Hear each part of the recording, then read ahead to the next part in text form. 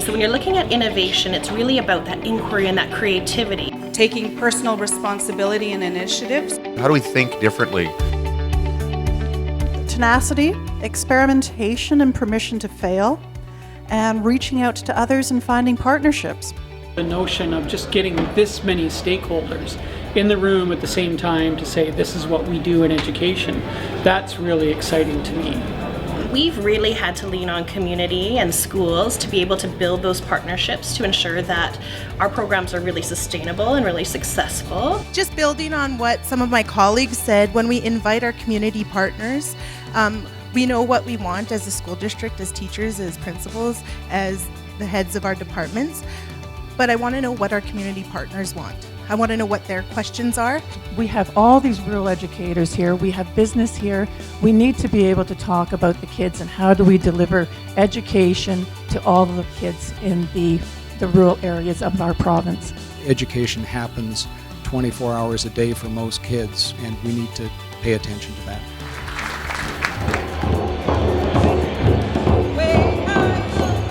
I think it's way more fun doing project-based learning than having to stay in a classroom all day. So you have to do like science and like hard math, but here you have to do math too, but it's more fun. Seems that the education system used to be very institutionalized, and I'm seeing a shift away from that for sure. I've got a couple of young kids in the school, and it's exciting to see that it's more community-based learning. Our graduates from last year, and they were working on a project in carpentry. This year we were able to move on to two other areas, two other skills.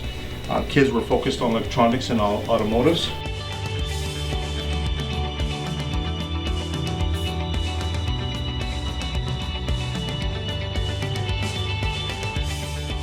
One day we went to see Tony. He took us a tour of the College of New Caledonia's kitchen. It was amazing.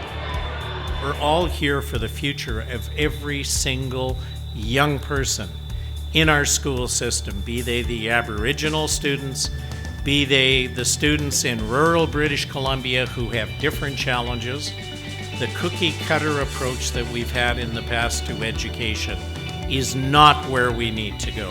Our kids really have to keep it local, so establishing that relationship within the community is really, really critical for us. I like the idea of the more hands-on learning and getting people into possible careers and thinking about it early. I mean, that is like probably the scariest part of grade 10 is, oh, I've got to do something with this life now.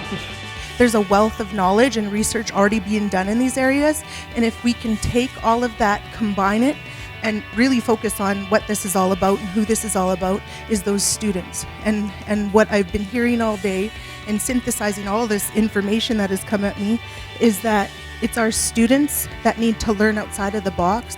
People are at the table hungry with the ability to say, I want to be a part of it, and I want to be a part of education, I want to be a part of early learning, I really want to grow our communities and our sectors, not only for the benefit of this generation, the next generation that's yet to come.